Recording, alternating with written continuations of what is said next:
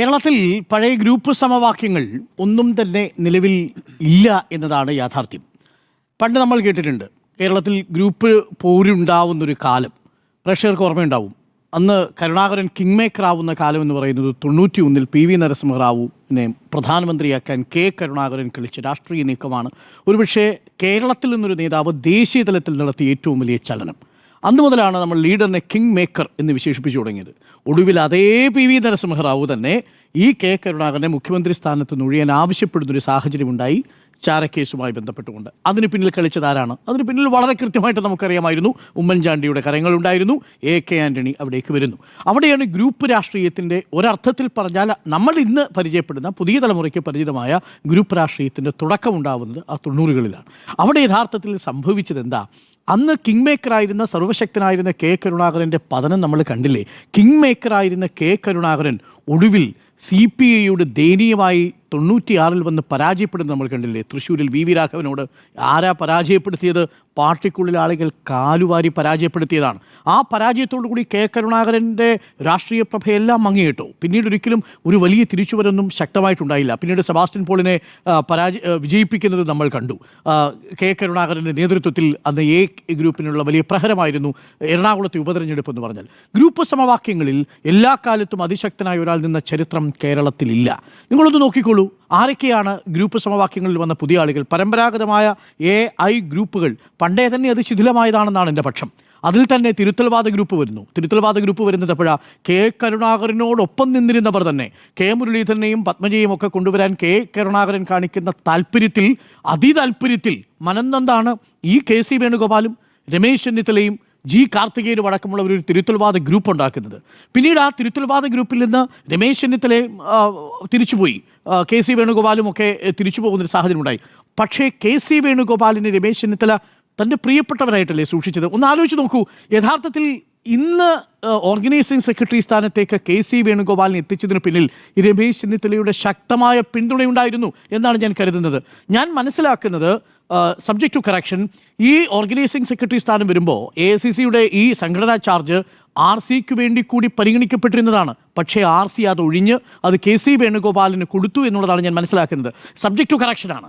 കണ്ണൂരിൽ നിന്ന് ഇതേ KC വേണുഗോപാലിനെ ആലപ്പുഴയിലെ തട്ടകത്തിൽ കൊണ്ടുവന്ന് മത്സരിപ്പിക്കുന്നതും ഇതേ RC ആണ്, രമേശ് ചെന്നിത്തലയാണ്. ആ അർത്ഥത്തിലൊക്കെ RCയുടെ ഗുരുനാഥനാണ്, KCയുടെ ഗുരുനാഥനാണ് RC അഥവാ രമേശ് ചെന്നിത്തല എന്ന് പറഞ്ഞാൽ. പക്ഷേ ഇപ്പോൾ കാര്യങ്ങൾ മാറിയിരിക്കുന്നു എന്നുള്ളതാണ്.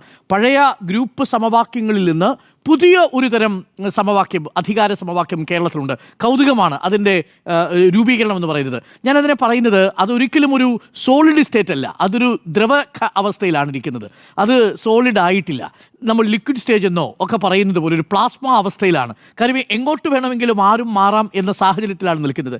എങ്കിലും ലഭ്യമായ വിവരങ്ങളിൽ ഞാൻ ചിലത് പ്രേക്ഷകരോട് പറയാം.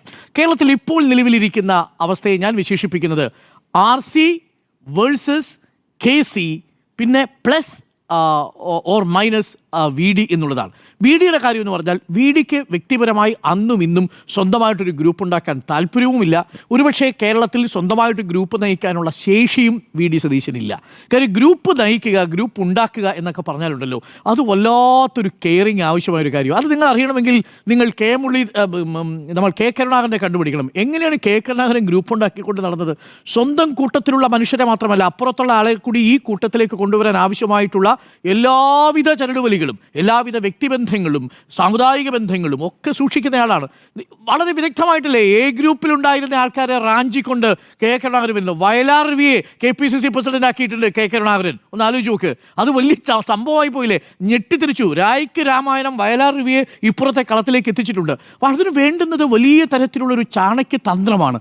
അതിന് വ്യക്തിപരമായിട്ടുള്ള, അത് വെറും അഭിനയം മാത്രമല്ല കേട്ടോ.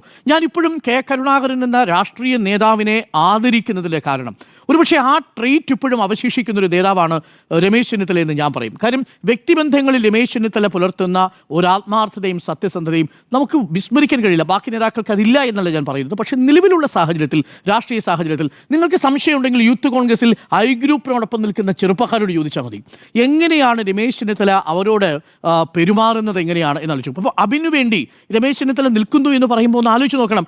അബിൻ, രമേശ് ചെന്നിത്തല, ബാക്കി എല്ലാവരും KC വേണുഗോപാൽ പക്ഷത്തേക്ക് പോകുമ്പോഴും ഈ രമേശ് ചെന്നിത്തലയുടെ ഒപ്പം നിൽക്കുന്നവർക്ക് പോകാൻ കഴിയാത്തത് അത്ര ആത്മാർത്ഥമായ സൗഹൃദബന്ധം സൂക്ഷിക്കുന്നുണ്ട്. നിരന്തരം അവരുടെ വ്യക്തിപരമായ വിഷയങ്ങളിൽ, സാമ്പത്തിക വിഷയങ്ങളിൽ, കുടുംബ വിഷയങ്ങളിൽ ഒക്കെ നിരന്തരം ഇടപെട്ട് നിൽക്കുന്ന ഒരു നേതാവിനെ അത് സാധ്യമാവും. അങ്ങനെ ഒരു ഗ്രൂപ്പ് രാഷ്ട്രീയത്തിന്റെ സൗന്ദര്യം കേരളത്തിലെ കോൺഗ്രസിനുണ്ട്. നമ്മൾ പുറത്തുനിന്ന് ഒറ്റ നോട്ടത്തിൽ പറയും ഈ ഗ്രൂപ്പ് രാഷ്ട്രീയമാണ് കോൺഗ്രസിനെ തകർത്തുന്നത്. പക്ഷേ കോൺഗ്രസ് ഇതില്ലെങ്കിൽ ഒന്ന് ആലോചിച്ച് നോക്കൂ. നിങ്ങൾക്ക് പറയാനായിട്ട് പ്രവർത്തിക്കാനായിട്ടൊരു പ്രത്യേക നരേറ്റീവോ ഐഡിയോളജിയോ ഒന്നും കോൺഗ്രസിൽ അത്ര ശക്തമല്ല. അതൊരു കേഡർ പാർട്ടിയുമല്ല. അപ്പോൾ ഗ്രൂപ്പ് രാഷ്ട്രീയം കൊണ്ട് ഒരു ഇഷ്ടിക പോലെ പ്രവർത്തിക്കുന്ന, ഇഷ്ടിക പോലെ ഗ്രൂപ്പ് വർക്കുകൾ പ്രവർത്തിക്കുന്ന ഒരു സംവിധാനമാണ് കോൺഗ്രസ് എന്നുള്ളത്. ഇപ്പോൾ സംഭവിച്ചിരിക്കുന്നത് എന്താ? അപ്പോൾ സ്വന്തമായിട്ട് സൈന്യമില്ലാത്ത ഒരു പടനായകനാണ് വി ഡി സതീശൻ. അതുകൊണ്ട് വി ഡി സതീശൻ തന്നെ സ്വന്തം ഗ്രൂപ്പിലേക്ക് വരുന്ന, അല്ലെങ്കിൽ തന്നോട് അടുത്ത് നിൽക്കുന്നവരോട് പറയാറുണ്ട്, നിങ്ങൾ RCയുടെ കൂടെ നിൽക്കണം കേട്ടോ, അല്ലെങ്കിൽ നിങ്ങൾ ഏത് പക്ഷത്താണോ നിൽക്കുന്നത് അവിടെ തന്നെ നിൽക്കണം. എനിക്ക് സ്വന്തമായിട്ടൊരു ഗ്രൂപ്പ് ഉണ്ടാക്കാനോ ആ ഗ്രൂപ്പിനെ പോറ്റിക്കൊണ്ടു പോകാനോ കഴിയുന്ന ഒരു ശേഷിയില്ലെന്ന് തിരിച്ചറിയുന്ന രാഷ്ട്രീയ സത്യസന്ധത വി ഡി സതീശൻ കാണിക്കുന്നുണ്ട്. നമ്മൾ ഇതൊക്കെ ഉള്ളിലുള്ള വ്യക്തികളുമായിട്ട് അവരുമായിട്ടൊക്കെ സംസാരിക്കുമ്പോഴാണ് മനസ്സിലാവുന്നത്. പുറത്തുനിന്ന് നമുക്ക് അവരെയൊക്കെ വിമർശിക്കണമല്ലോ. അപ്പോൾ ആ രാഷ്ട്രീയ സത്യസന്ധത വി ഡി സതീശൻ കാണിക്കുന്നുണ്ട്. അതുകൊണ്ട് വി ഡി സതീശൻ സ്വയം ഒരു ഗ്രൂപ്പായി മാറിയിട്ടില്ല. വി ഡി സതീശൻ സ്വയം ഒരു സൈന്യത്തെ ഉണ്ടാക്കിയിട്ടുമില്ല. എന്നാൽ വി ഡി സതീശനോട് പ്രതിപക്ഷ നേതാവ് എന്ന നിലയിൽ ചേർന്ന് വന്നവരാണ് ഈ ഷാഫി പറമ്പിലാണെങ്കിലും ഇപ്പോൾ ഒരു ഘട്ടത്തിൽ ഈ പല നേതാക്കളുമെല്ലാം. പക്ഷേ അവരെല്ലാവരും തന്നെ വളരെ പെട്ടെന്ന് ഈ അവസ്ഥ മനസ്സിലാക്കി. വി ഡി സതീശൻ ഒരു ഗ്രൂപ്പായിട്ട് കൊണ്ടു നടക്കാനൊന്നും പറ്റില്ല. അവരവരുടേതായ ഇടങ്ങളിലേക്ക് ചേക്കേറി എന്നതാണ് വാസ്തവം. ഇനി അപ്പോൾ സ്വന്തമായിട്ട് സൈന്യമില്ലാത്ത പടനായകനാണ് വി ഡി സതീശനെങ്കിൽ രമേശ് ചെന്നിത്തല അങ്ങനെയല്ല. രമേശ് ചെന്നിത്തല സ്വന്തമായിട്ട് സൈന്യവും സ്വന്തമായിട്ട് നാട്ടുരാജ്യവും സ്വന്തമായിട്ട് സംവിധാനങ്ങളും തന്ത്രങ്ങളുമുള്ള സേനാനായകനാണ് രമേശ് ചെന്നിത്തല. അതുകൊണ്ട് ACC ഹൈക്കമാൻഡുമായി ചേർന്ന് നിൽക്കുന്ന സർവശക്തനായ KC വേണുഗോപാലിനെ കേരളത്തിൽ ഏതെങ്കിലും തരത്തിൽ ഗ്രൂപ്പ് സമവാക്യങ്ങളിലൂടെ നേരിടാനുള്ള ഒരു ശേഷി അവശേഷിക്കുന്നുണ്ടെങ്കിൽ അത് രമേശ് ചെന്നിത്തലയ്ക്കാണ്. കാരണം ഇതേ രമേശ് ചെന്നിത്തല KC വേണുഗോപാലിനെ ആദ്യത്തെ ഗ്രൂപ്പ് ഘടകത്തിൽ കൊണ്ടുവരുന്നു. ഞാൻ തുടക്കത്തിൽ സൂചിപ്പിച്ചതുപോലെ തുരുത്തൽവാദ ശക്തിയായി K കരുണാകരനെതിരെ വരുമ്പോൾ രമേശ് ചെന്നിത്തലയുടെ നേതൃത്വത്തിലാണ് രമേശ് ചെന്നിത്തല, G കാർത്തികേയൻ, KC വേണുഗോപാൽ. അത് കഴിഞ്ഞ് KCയുടെ രാഷ്ട്രീയത്തിലേക്ക് ഉയർത്തിക്കൊണ്ടുവരുന്നതും ഇതേ RC തന്നെയാണെന്നേ. അപ്പോൾ രമേശ് ചെന്നിത്തലയിൽ ആ പറയുന്ന ഒരു മെന്റർഷിപ്പ് ഉണ്ട് എന്നുള്ളതാണ്. ആ മെന്റർഷിപ്പിന്റെ ഭാഗമായി ഇപ്പോൾ എന്താ സംഭവിച്ചിരിക്കുന്നത്? അദ്ദേഹത്തിന് പ്രതിപക്ഷ സ്ഥാനം നഷ്ടപ്പെടുത്തിയത് അദ്ദേഹം ഇപ്പോഴും പറഞ്ഞുകൊണ്ടിരിക്കുന്ന ഒരു കാര്യമാണ്. തന്നോട് ചോദിക്കാതെ MLA-മാരുടെ പിന്തുണ എത്രയുണ്ട് എന്നതുപോലും ആലോചിക്കാതെ ഹൈക്കമാൻഡ് എടുത്ത നീക്കമാണെന്ന് ഇപ്പോഴും രമേശ് ചെന്നിത്തല വിശ്വസിക്കുന്നുണ്ട്. ഇതൊക്കെ രമേശ് ചെന്നിത്തലയുടെ മനസ്സിലുള്ള മുറിവുകളാണ്. പക്ഷേ അതുകൊണ്ട് കോൺഗ്രസിനെ അപകടപ്പെടുത്തുന്ന ഒരു നിലപാടും നിലവിൽ ഇന്ന് വരെ രമേശ് ചെന്നിത്തല എടുത്തിട്ടില്ല എന്നുള്ളതാണ് വാസ്തവം. ഇനി ആരൊക്കെയാണ് ഈ പക്ഷങ്ങളിലേക്ക് മാറിയിരിക്കുന്നത്? ഇപ്പോൾ KC വേണുഗോപാലിനോട് ഏറ്റവും അടുത്ത് നിൽക്കുന്ന KC വേണുഗോപാൽ ഗ്രൂപ്പ് എന്ന് നമുക്ക് പറയാവുന്നത് ആരൊക്കെയാണ്? KC വേണുഗോപാലിനോടൊപ്പം AP Anilkumar, KC Venugopal, AP Anilkumar. അത് ഫസ്റ്റ് ഹാൻഡാണ് KC വേണുഗോപാലിൻ്റെ. പിന്നീടുള്ളതാരാ? പഴകുളം മധു, അത് കഴിഞ്ഞാൽ KP ശ്രീകുമാർ. അതായത് ഇങ്ങനെയുള്ള ചില ആളുകളായിരുന്നു ഗ്രൂപ്പ് എന്ന് നമുക്ക് KCയോട് പറയാൻ പറ്റുന്ന തരത്തിൽ അത്രമേൽ ആത്മാർത്ഥമായിട്ട് കമ്മ്യൂണിക്കേറ്റ് ചെയ്യുന്ന നേതാക്കൾ. പക്ഷേ ഈ നേതാക്കളുടെ ഇടയിലേക്ക് മറ്റു ചില നേതാക്കൾ കൂടി വന്നിട്ടുണ്ട്. ഇപ്പോൾ ഷാഫി പറമ്പിൽ എങ്ങനെയാണ് വന്നത്? AP അനിൽകുമാർ വഴിയാണ് വന്നത്. AP അനിൽകുമാർ വഴി ഷാഫി പറമ്പിൽ KC വേണുഗോപാലിൻ്റെ പാളയത്തിലേക്ക് എത്തി. ഇപ്പോൾ KC Venugopal, AP Anilkumar, KP Sreekumar, Kattanam Shaji, എനിക്ക് തോന്നുന്നു ഷാജി അടക്കമുള്ളവരുണ്ട്, നിയാസ്, നസീർ, എനിക്ക് തോന്നുന്നു ഷാനിമോൾ ഉസ്മാൻ അടക്കം വേണുഗോപാൽ ക്യാമ്പിലേക്ക് സാവധാനം മാറിയിട്ടുണ്ടെന്നാണ് ഞാൻ മനസ്സിലാക്കുന്നത്. ബിന്ദു കൃഷ്ണ KCയിലെ പക്ഷത്തേക്ക് മാറിയെങ്കിലും തിരിച്ചു വന്നിട്ടുണ്ട് എന്നാണ് ഞാൻ മനസ്സിലാക്കുന്നത്. അനിൽ ബോസ്, അതേപോലെ ഇവരൊക്കെയാണ് യഥാർത്ഥത്തിൽ ഇപ്പോൾ KCയുടെ പക്ഷത്ത് നിൽക്കുന്ന നേതാക്കൾ എന്ന് പറയുന്നത്. ഇവരോടൊപ്പം യൂത്ത് കോൺഗ്രസിൻ്റെ ഇപ്പോൾ നേതാക്കളെ പൂർണ്ണമായിട്ടും OJ ജനീഷ്, അതേപോലെ ബിനു ചുള്ളിയിൽ, ജബി മെത്തർ മഹിളാ കോൺഗ്രസിൻ്റെ ഭാഗമാണ്. അപ്പം ജബി മെത്തറിനോടൊപ്പം നിൽക്കുന്ന പാതിയോളം വരുന്ന മഹിളാ കോൺഗ്രസിൻ്റെ സംഘടനയും KC വേണുഗോപാലിനോടൊപ്പമാണ്. KSU യൂത്ത് കോൺഗ്രസിനോടൊപ്പം തന്നെ KSUവിനെയും ഈ പറയുന്ന KC വേണുഗോപാലിനെ പക്ഷത്ത് നിർത്തിയിരിക്കുന്നു. അപ്പോൾ സൈന്യത്തെ ഒരുക്കി നിർത്തിയിട്ടുണ്ട് KC വേണുഗോപാൽ. തൻ്റെ ഗ്രൂപ്പിലേക്ക് പുതിയ ആളുകളെ KC വേണുഗോപാൽ അധികാരത്തിൻ്റെ ശക്തി കൊണ്ട് ആകർഷിക്കുന്നുണ്ട്. പക്ഷേ രമേശ് ചെന്നിത്തല ഓർമ്മിക്കണം, പ്രതിപക്ഷത്തിരിക്കുമ്പോഴും ആ ഗ്രൂപ്പിനെ കൃത്യമായി കൊണ്ടു നടക്കാനുള്ള ശേഷിയുണ്ടായിരുന്നു. ഐ ഗ്രൂപ്പിലുണ്ടായിരുന്ന ഒരുപാട് പേരൊന്നും KC വേണുഗോപാലിലേക്ക് പോയിട്ടില്ല എന്നാണ് ഞാൻ മനസ്സിലാക്കുന്നത്. ഇപ്പോൾ വരുന്നൊരു രാഷ്ട്രീയ സമവാക്യം എന്ന് പറയുന്നത് വളരെ രസകരമായ കാര്യം, K സുധാകരനോടൊപ്പം ഒരു ഗ്രൂപ്പ് ഉണ്ടായിരുന്നല്ലോ, കണ്ണൂർ ലോബി. അവരിപ്പോൾ എങ്ങോട്ടാണ് പോയിരിക്കുന്നത്? KCയുടെ പക്ഷത്തേക്കാണോ? അല്ല. ഞാൻ മനസ്സിലാക്കുന്നത് രമേശ് ചെന്നിത്തലയുമായിട്ട് K സുധാകരൻ പക്ഷം അടുക്കുന്നു എന്ന് തന്നെയാണ് ഞാൻ മനസ്സിലാക്കുന്നത്. അപ്പോൾ K സുധാകര പക്ഷം അടുക്കുന്നു. ഗ്രൂപ്പിലെ ഇന്നിപ്പോൾ ചാണ്ടിയുമ്മൻ്റെ പ്രതികരണം വളരെ വ്യക്തമായിട്ടല്ലേ ചാണ്ടിയുമ്മൻ പറഞ്ഞത്? തന്നെ യൂത്ത് കോൺഗ്രസിൻ്റെ നാഷണൽ യൂത്ത് കോൺഗ്രസിൻ്റെ ഔട്ട്റീച്ച് സെൽ ചെയർമാൻ സ്ഥാനത്ത് നിന്ന് മാറ്റിയത് എൻ്റെ അപ്പയുടെ ഓർമ്മ ദിനമാണ്. എന്നോടൊരു വാക്ക് ചോദിക്കാതെയാണ്. ചിലത് പറയാനുണ്ട്, ഞാൻ പറയാം എന്നാണ് പറയുന്നത്. അബിന് യോഗ്യതയുള്ള ആളായിരുന്നു, ഒരു സ്വാഭാവിക നീതിയുടെ ലംഘനമുണ്ട് എന്ന് പറയുന്നു.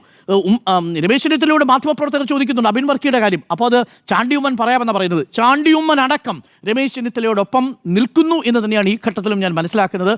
ഇനി പിന്നീടുള്ളതാര, ഇപ്പോൾ ലിജുവിനെ പോലെ അല്ലെങ്കിൽ PC വിശ്വനാഥനെ പോലെയുള്ളവർ, അതേപോലെ ബെന്നി ബെഹനാനെ പോലുള്ളവർ. ബെന്നി ബെഹനാൻ ഇപ്പോഴും ഞാൻ മനസ്സിലാക്കുന്നത് ഇവർക്കെല്ലാം ഈ KC വേണുഗോപാലിനോടുള്ള ഒരു അകൽച്ച ഒരു ഭാഗത്തുണ്ടെങ്കിലും അത് ദേശീയ രാഷ്ട്രീയത്തിലുള്ള നേതൃത്വമായതുകൊണ്ടും അത് വളരെ വ്യക്തമായി പറയുന്നില്ലെന്നേ ഉള്ളൂ. പക്ഷേ ഇതേ ബെന്നി ബെഹനാനും ഇതേ കൊടിക്കുന്നിൽ സുരേഷും MM ഹസനും അടക്കമുള്ള ഒരു നിരയുണ്ടല്ലോ കേരളത്തിലെ ഇപ്പോഴുമുള്ള പഴയ കോൺഗ്രസ് പാരമ്പര്യം പിന്തുടരുന്ന നേതാക്കൾ, അവരൊക്കെ രമേശ് ചെന്നിത്തലയ്ക്ക് പോകണം. അവർ ചോദിക്കുന്ന ചോദ്യമുണ്ട്, രമേശ് ചെന്നിത്തലയോടല്ലാതെ മറ്റാരോടാണ് കേരളത്തിൽ രാഷ്ട്രീയം സംസാരിക്കാൻ ഇപ്പോൾ പറ്റുക? ഒന്ന് ആലോചിച്ച് നോക്കി, ആരോടാ പറ്റുക? ഇപ്പോൾ രമേശ് ചെന്നിത്തലയ്ക്ക് മാത്രമേ അത് അഡ്രസ് ചെയ്യാൻ പറ്റൂ. സമുദായങ്ങളുമായിട്ടുള്ള അടുത്തുള്ള ബന്ധം Ramesh ചെന്നിത്തലയ്ക്കാണ്. KC Venugopal അത്രയുണ്ടോ?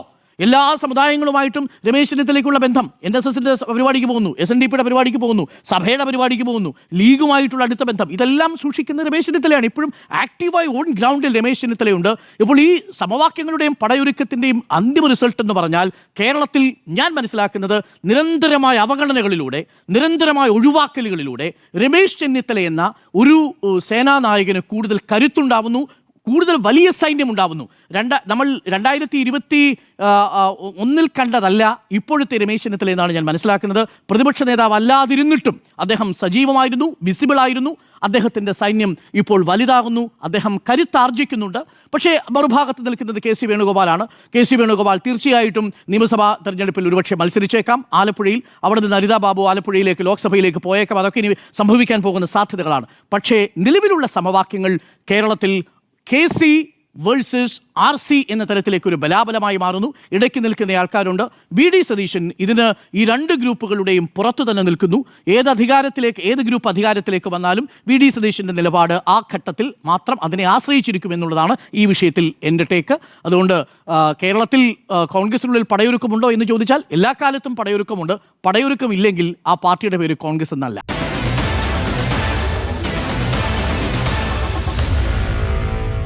Meet the editors.